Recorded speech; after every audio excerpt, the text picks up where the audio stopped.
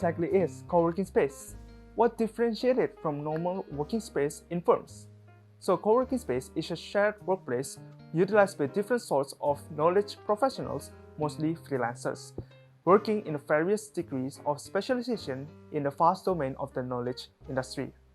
Coworking space is characterized as an arena and a community space, so coworking spaces do not have a specific identity as a company or a worker. It provides us with various facilities such as internet connection, meeting room, cleaning service, pantry, maintenance, and many others. They also offer different meeting rooms. First is public space, a large room that usually can be used specifically or for anyone who uses it. Second is private space or office, a smaller room usually used by a company and organization that wants to be more private than other companies. Lastly is event space or workshop space, a large room which is used to carry out events. Each coworking space has this event space facility with small to large capacities according to the needs of its users. In this industrial era 4.0, the presence of workspaces is very supportive for startups and digital workers whose time and place of work are very flexible. By only renting one work desk, freelancers can work like office people. According to the head of the Indonesian Co-working Space Association, Tjahyono, the presence of a co-working space is also similar to the phenomenon of the presence of a gym. Co-working spaces need to provide good infrastructure such as electricity and internet connection. And the next thing would be to create a friendly ecosystem or community. But wait, how come this phenomenon appeared? From where? To answer those, let us go back to 1995 when the idea of co-working space was first established. The initial idea of co-working space was actually found in 1995, Berlin, by a non-profit organization called CBase. The purpose of CBase itself is collaboration between network members and general public meetings based on computer technology. At that time, the concept was only community-focused, public locations where like-minded people could get together and work.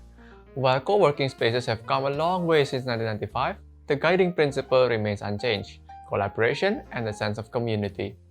The idea was later to be implemented by a software engineer named Brad Newberg in 2005.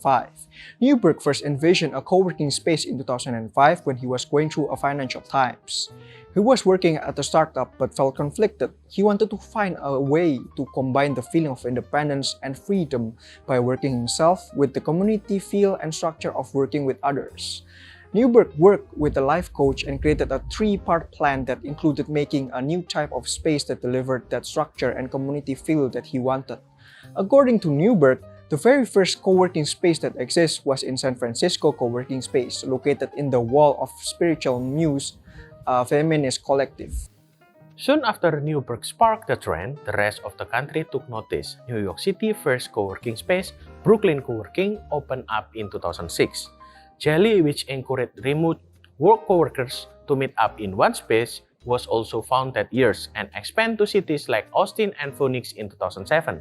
In 2009, the Global Co-working Conference was established, and today, still an authority in the co-working industry. By 2012, there were over 2,000 spaces in the world, cementing its power as a global talent. We have looked at the history of co-working globally. Then what about Indonesia? It all started in 2010 when creative young people from Bandung established a co-working space called Hackerspace, with Johan Toting as the main founder alongside Reza Prabowo. Hackerspace provides several dedicated spaces facilitated with chairs and tables. 1 year later, Hackerspace spreads its wings to several big cities in Indonesia such as Surabaya and Yogyakarta. Since then, Indonesia's co-working space is continuously growing. In February 2016, Indonesian Co-working Conference was first held in Bali, which then formed the Indonesian Co-working Space community.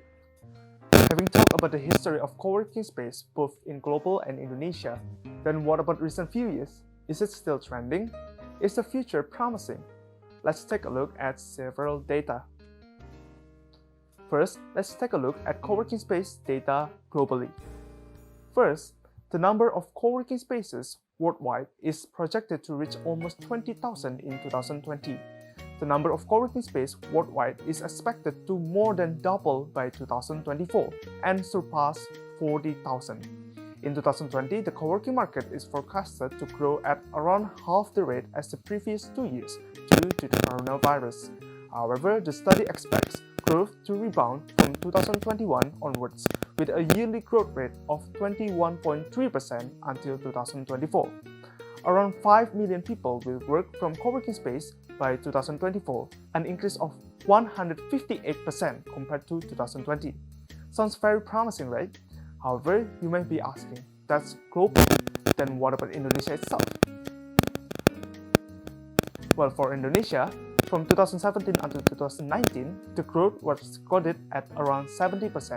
This is also supported by the shifting trend that many companies have made move to coworking space and the characteristic of the millennial generation who prefer to work in a dynamic and comfortable environment. Indonesia ranks 16 in total number of coworking space worldwide with 290 or 1.41%. According to the founder of Hackerspace Bandung, Mr. Johan, he stated that coworking space will evolve. Established firms will manage their empty rooms for coworking space in at least 2021. It means that coworking space will grow bigger in the future as firms now join the market. Due to COVID-19, it is predicted that coworking space will grow at moderate rate, which is 3 until 5% until at least 2021. Despite that, the demand of coworking space is still believed to grow significantly along with the development of industry and technology, which is also getting faster. Furthermore, the usage of coworking space is also growing. Now, not only can it be used as a business and workspace, but also as a meeting place, a place to do assignments by students, workshops, or even me-time place. So, what are the pros and cons of company using coworking space? There are 4 pros of company using coworking space. The first one is more affordable cost. So, renting an office costs you a lot. If you have lack of budget, utilizing a coworking space is a more affordable option. Second option is flexibility. So, in terms of usage, coworking space offer you more flexibility. You can choose to rent one when you need one, or you can even look for another one if you need a different atmosphere. Unlike office rent, in which you will have to pay in advance for renting a specific space in a period of time, coworking space offer you more options in payment, variations, and durations. The third one is complete amenities. So, most coworking space provide amenities like coffee, tea, or even printing. These facilities provide you with ease of mind. In addition, you don't even need to procure these amenities yourself, saving your time and money. Lastly, boost their network. Coworking space is shared among others, which increase the chance of meeting other people. By meeting other people, we also expand our network with others. Your coworking neighbor may end up being your biggest partner in the future. Then, what about the downside of coworking space? There are 3 cons of using coworking space. The first one is distractions. Since this is a shared office, you might feel disturbed in any way, such as the noise of the office or probably the ambience of the crowds. The second part will be the lack of privacy. Did you know that working in coworking space didn't give you your personal space? Since this is a shared workspace, you might be exposed to everyone, so there's no lack of privacy. Lastly, working hours. Did you know that coworking space have their own working hours? As flexible as it may seem that you can rent them anytime, but they also have their own operational time, so this might be the downside of coworking space. The pros and cons for companies that own coworking space. The first one, provide an opportunity for employees to interact and learn from the community. Second one, increase worker productivity, satisfaction, and engagement rate. Third, emulate freelancer benefit, learn faster and make more connection, feel inspired and in control. Fourth, encourage transformation, innovation, and future-proofing. Fifth, transformation, change the old ways of working. Sixth, innovation and generate the ideas from different perspectives. 7. The future-proofing, prepare the ideas and contact for future engagements. 8. Corporate working, the opportunity to make companies and to build their own co-working space. What about the cons? Well, there are at least 4. First, it is difficult to measure return on investment. Building your own co-working space requires a huge amount of investment. Moreover, the benefits you get are mostly intangible. The benefits can only be seen after a few years. We can't expect immediate returns.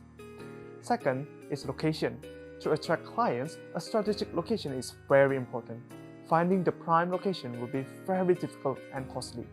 Third is pricing. Setting the price is also a challenge. We have to attract people with a low price while covering our expenses. And lastly, creating the right environment. A co-working space is not just a meeting room, but it has to facilitate the creative process and generate innovative ideas. This is a challenge for companies to be creative and innovative while trying to appeal to the masses. Having talked about all of the pros and cons, the next question is, should you use and or capitalize on the trends? Well, it depends. So, depends on what? You should use and or capitalize on the trends if your company is established. You have extra capital and you intend to promote your stakeholders' well-being. You should consider building your own co-working space. In addition, you can capitalize on your co-working space by renting it to other companies when you are not using it. Meanwhile, you should not use and capitalize the trend if you're still a new company. You'll be better off as a user instead of creating your own co-working.